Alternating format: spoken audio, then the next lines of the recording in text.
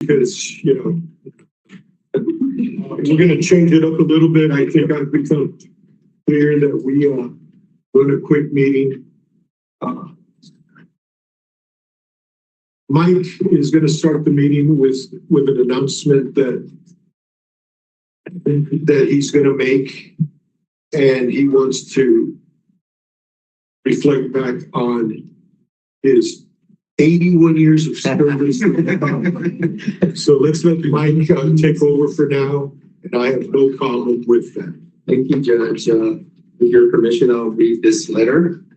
Members of the Paso County Bail Bond Board, it's been an honor and the greatest experience of my professional life to have worked with you and your staffs over the last 39 and a half years. The time that you dedicate to the business of licensing and regulating the bail bond industry is invaluable because it makes the judicial system more efficient and predictable when bondsmen fulfill their responsibilities so that defendants can have their day in court. If the work that bondsmen do is misunderstood, it's because people have never experienced what it's like to be incarcerated and suddenly need freedom to continue with their lives, their families, their careers, as our cases go through the justice system.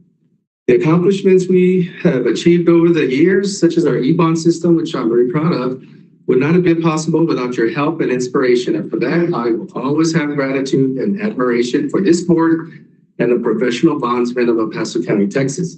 With that said, I announce to you that I will be retiring from the El Paso County Sheriff's Office Bail Bond Board Administration on December 2024. Good luck. God bless. Sincerely, Mike Navarro, Administrator, El Paso County Bail Bond Board.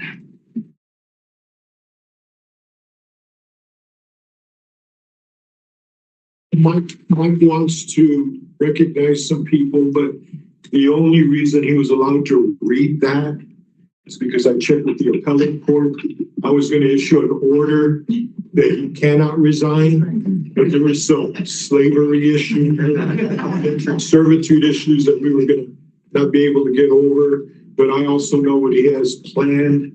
He has planned what we all should strive for, playing a lot of golf and being with family. And when that is the ultimate reward for what you've done for this community, Mike, all I ask is for extra strokes when we play golf. Yeah. You're ready to do that. So thank you, Judge. Let them know how you feel about some of these people here, and then we'll get started. Okay, so that's a good segue into, we would like to recognize some of our bail bond company owners who've been in business for a minimum of 12 years. I'll start with Fernando Serrano of 915 Bail Bonds.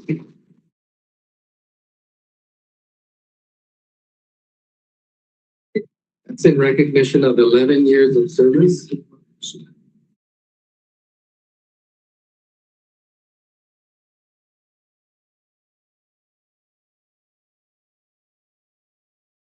Claudia Rubio of AAA Bail Bonds, 15 years.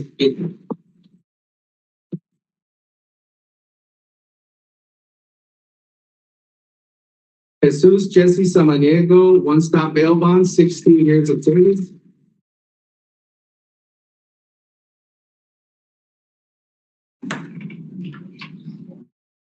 Pascual Olivas of Freedom Bail Bonds, 19 years of service.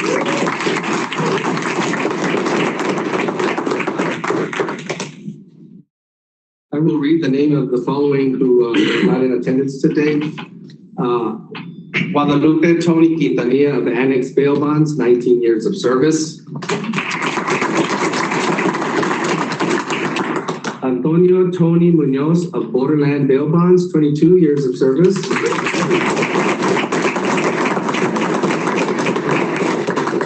Hector Quintanilla of Affordable Bail Bonds, 23 years of service. Jose Castaneda of Easy Bail Bonds, 30 years of service.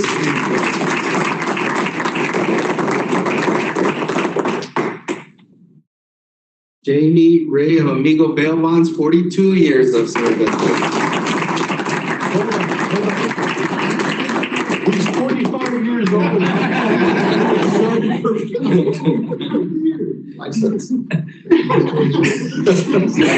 Alberto J. de la Chica Bail Bonds, 42 years of service.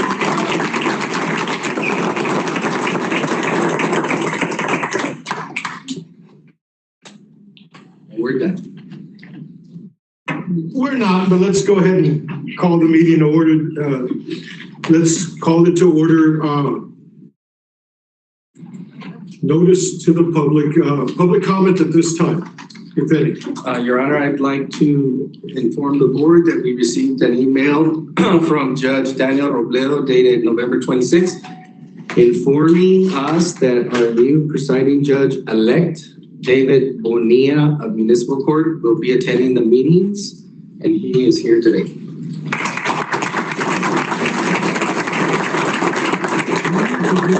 Comfortable chairs. Okay. Anything else? And with that said, I believe that unless Miguel has something. We've already recognized everybody. Have everybody had a chance to look at the minutes from the last meeting? Let's go ahead and look at that. Does anybody have any corrections to that or any objections or any motions to accepting the minutes of the last? There's been a motion by Mr. Della Chica. Is there a second? Second. There's been a second. All those in favor of accepting the minutes from the last meeting, say aye. Aye. All opposed? The ayes have it. Let's go ahead and drag our feet and let Mike make his last bond report to us. Thank you, Your Honor. So for the month of November, 692 E-bonds were transmitted to the downtown detention facility for $4,396,900. 83 E-bonds transmitted to the jail annex, $931,750. Year-to-date E-bond totals, 8,330, amounting to $54,754,154. Please ask some grueling, long questions of Mr. Navarro about his report. As always, it's nothing to question. Regular agenda. Discuss and or take action on the email from Mr. Antonio Munoz and Angie Cifuentes for border bail bonds regarding defendant no-shows. We talked briefly about that in October. There was going to be an attempt, if I remember correctly, of some people reaching out to the court with regard to what may have been misunderstanding or not a misunderstanding. And that's why we waited until this meeting to see where we're at. Where are we with this situation? Judge is still pretty much the same. Stalemate. I think one of the county attorneys was supposed to reach out to me, but I haven't heard anything. Judge, I think the last meeting, I think Patsy Lopez was supposed to have contacted some of these boards, Mr. Hazard. I believe Angie was going to email Patsy. No, she was supposed to contact us. Okay. And I don't know what I think there may have been some confusion, so we'll follow up. I believe we were waiting to hear from Angie, and then we're going to provide template email. I thought I agree with Mr. Della Chica. I think the county attorneys are going to reach out and see if this was just a misunderstanding or if there was an actual decision by that court or any other courts to have that kind of relationship. I don't know if you guys have, you should have in front of you, the email from them regarding the October 13th issue. No, not there. This was sent to the court coordinator regarding the issue. Have you guys had a chance to look at it? What are the concerns? Can we talk to me? So from what I recall, checking my recollection, is that we were looking for more specificity on border reports. The staff spoke. We'll follow up to get that information from the Cifuentes, so we can follow up. Well, who can I talk to so that we can make sure this gets done this time? To Patsy Lopez, and also there's two Patsy. Well, there's a Patsy Lopez email that goes to the district clerk's office. So, do you have a card or? I'll He send you doesn't an email. usually carry cards. Everybody knows who he is.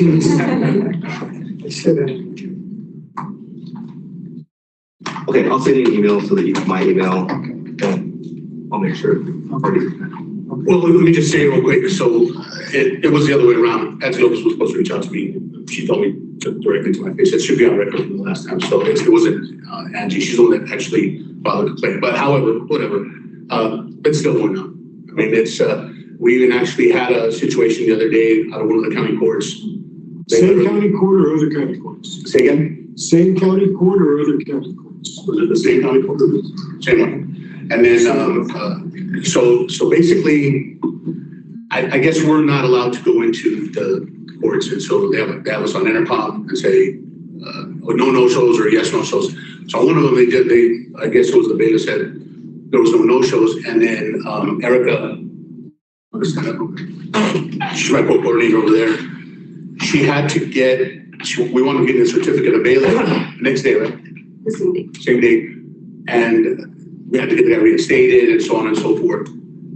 It happens to all these bondsmen here. I'm surprised that nobody's saying anything, but we're on time constraints on bond forfeitures. We have 6 months on a misdemeanor, 9 months on a felony that the county attorney's office prosecutes when they fail to appear in court. I mean, we really need to know the day that they come to appear, and I think that it's a big problem, and I don't see it getting better. Just from what I understand in the email that Angie had sent, that a meeting was from the county attorney's office that judges didn't have to allow us to go check the courts. Last time I checked, it's a public building, and these are elected officials that we elect. So I have a really serious problem with that. Unless there's a way that there can be some kind of system like you talked about, Judge Rosano. Actually, your court's excellent, by the way. There's a system where they could let everybody know on the website of who appeared and who didn't. I mean, it's public record anyway. Once they're booked into the county jail, it's public record. So I feel that they do this in Houston, Texas. I mean, in Houston, they have a system where if someone misses court, it's uploaded into the system where everybody in the world can see it.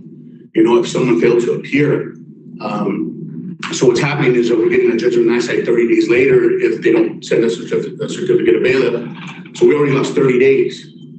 And so it's a timing thing with us, really. I don't know if anybody else has these problems, but. And that's what my next, is there any other bonding company that's having trouble with any of the courts or this particular court when it comes to try to find out if you're the people that you're supervising or have on bonds, you're not getting the information the way you should. Anybody else? We're not allowed to go into the court as well to check the courts. And then there's been several occasions when the bailiff has told us that the defendant appeared in court, and then a couple of days later we'll get the certificate of bailiff, and then the defendant. Is this the same court we're talking about, or can you tell us what court this is? I can't specify exactly which court it is right now, but it has happened. And I think they have mentioned at the last meeting that there was some sort of suggestion that the council of judges had issued some sort of rule to this, but it was determined that that's not the case at all. So I don't think there's no council of judge order that says that they're not to provide this information. Judge, my client says, who practices in different jurisdictions, not just here, says that learning quickly about the no-show is what helps them get them back in. He says, if there's a delay, a lot of times these people have figured out that they're going to leave, that they're going to get caught, and it makes it very difficult to bring them back in. Absolutely. No, that's a nation. Same court or Different courts. can you let us know what courts, because Yes, sir. we need to talk to all the courts that think that this is something that they want to, and mind you, it may not have been a council of judges meeting with all the courts. It could have been a council of judges meeting among the county courts, because they have meetings as well. But that doesn't sound like something you would have talked about, right, Judge Reyes, at any meeting? I was not privy to it if it was. Well, right now I can tell you the CCR4 is that happened. This is where the issue is. The bailiff actually told us that they had a meeting with the county. I mean, I don't think he's lying. I don't know. I mean, it could be, but he actually said that they spoke to the county attorney. County court too. Is the county court too, as well?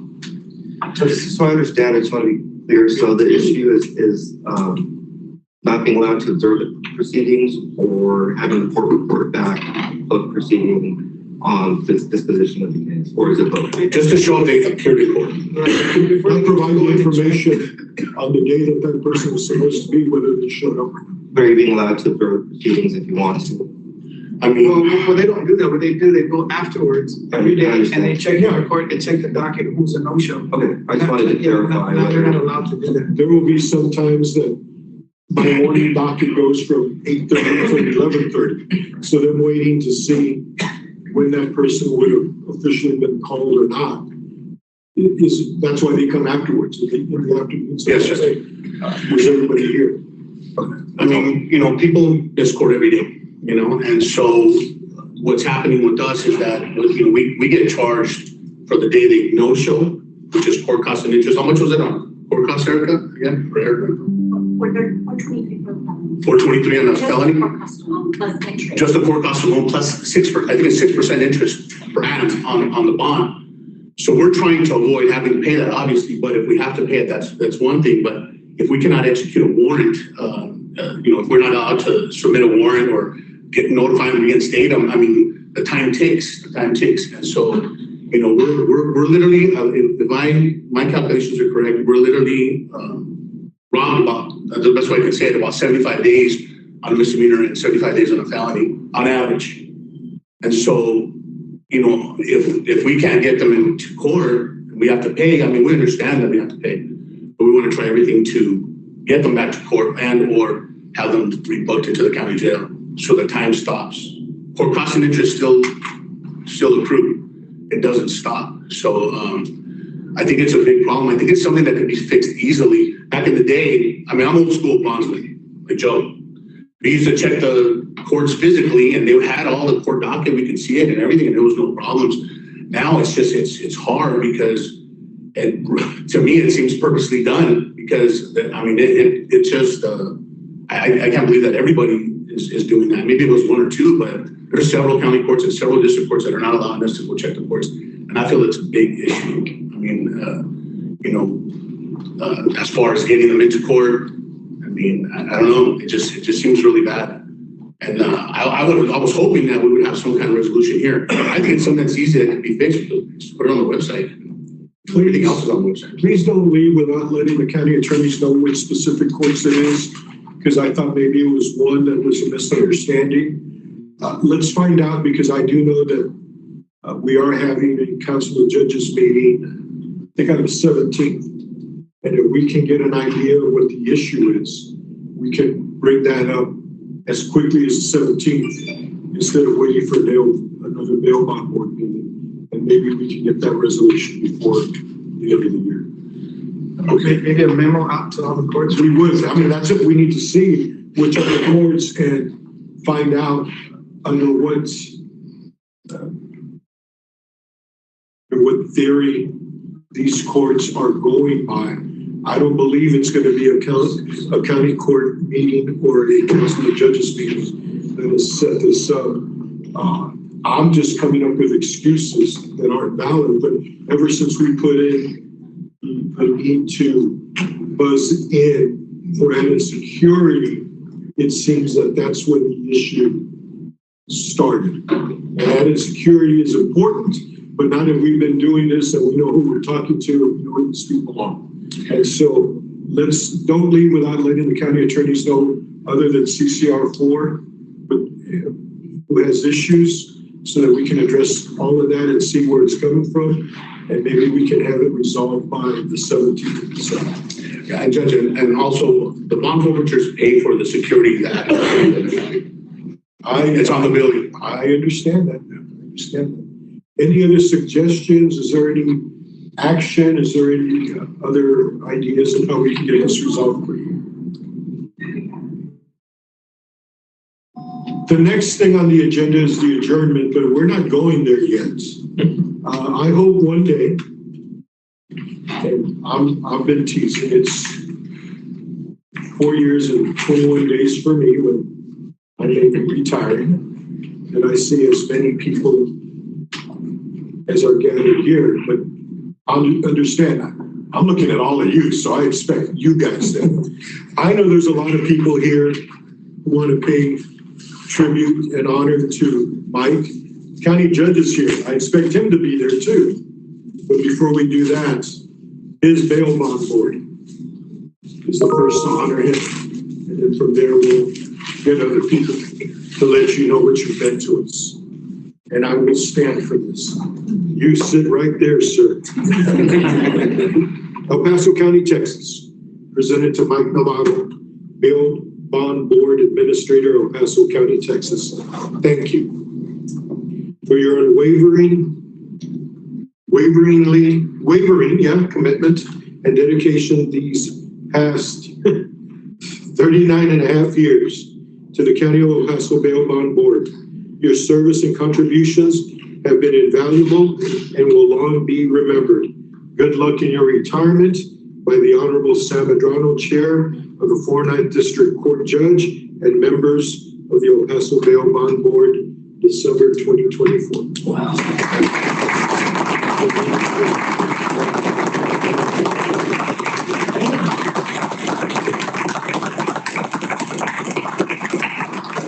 Can I say something real quick? This is yours. Obviously, I couldn't have done this without the assistance of my assistant to the assistant, Blanca Balaza.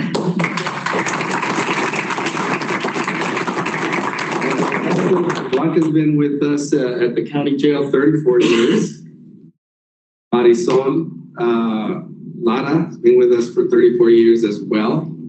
Juan Sanate and Joanne Hunate. And they're the invisible hands. They're the invisible hands behind this whole bail bond structure that we have at the county jail. So my success is really their success. Thank you very much.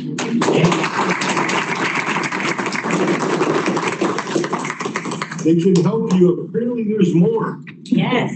Good afternoon, everyone. I am also here to thank Mike for his service to the County of El Paso.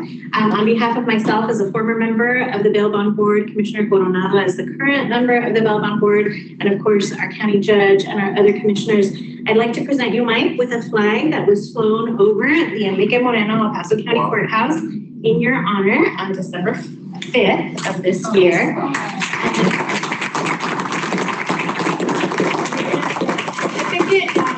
I know technically it's 39 years and I think 9 months. We went ahead and rounded up to 40 because when you get to that many years, you deserve to be rounded up. So thank you very much.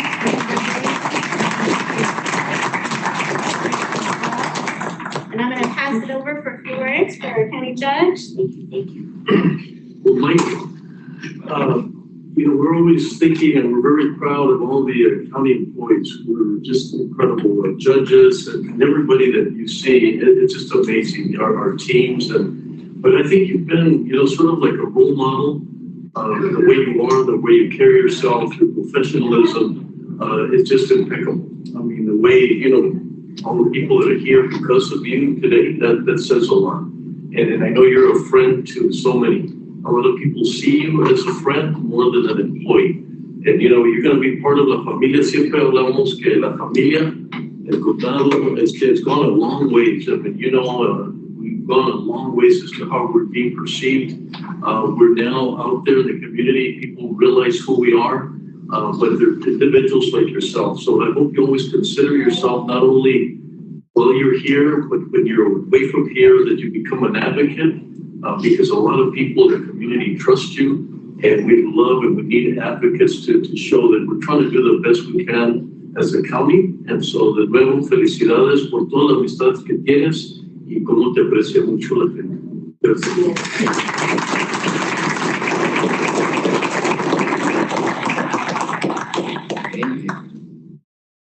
Anybody else with words of wisdom on what he should be doing on December 21st? Give Edward a call. Yes. He can tell you all about retirement. Oh, yeah. He was my mentor. Yep. Thank you. Thank you to everybody. He can help you with that retirement too. He's doing very well with it. That's good to hear. Thank you. It's with mixed feelings that I get to our last item, and that's the adjournments. Unless there's any objection. Motion to adjourn, Judge.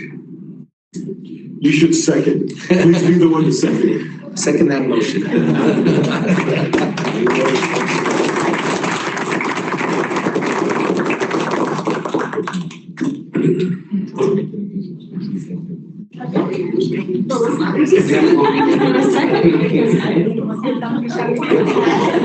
I was gonna bring a picture.